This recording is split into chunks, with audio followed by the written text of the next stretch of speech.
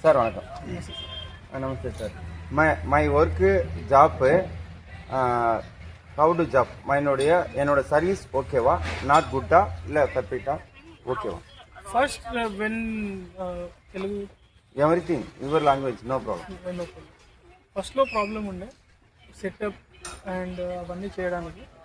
వాళ్ళు వచ్చిన తర్వాత వాళ్ళు సెట్ చేసిన విధానం అన్నీ చూస్తే ఇంతకుముందు మేము ట్రయల్ చేసిన దానికి 3 hours పడితే ఇక్కడ ఇప్పుడు వీళ్ళు వచ్చి సెట్ చేసిన తర్వాత మాకు 1.5 hour 2 hours ఆయిల్ రావడం, కేక్ ఈజీగా తీయడం, కేక్ రిమూవల్, ఎవ్రీథింగ్ ఈజీగా అయింది.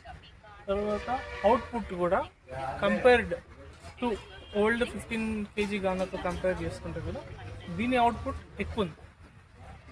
ఇంకొకటి ఏంటంటే మనం ప్రతిసారి ఆయిల్ తీసిన తర్వాత కింద కేక్ అనేది అలాగే తీయాల్సి వస్తుంది. 15 kg దానికి వేరే దానికి. ఇందులో ఏంటంటే అది తీయకుండా అలాగే పెట్టేస్తే మళ్ళీ మనం ఎంత రా మెటీరియల్ కావాలో అంతే మెటీరియల్ సేమ్ వెరైటీ ఉంటుంది అందులో వేసేసుకొని మళ్ళీ గాను కాటించుకోవచ్చు.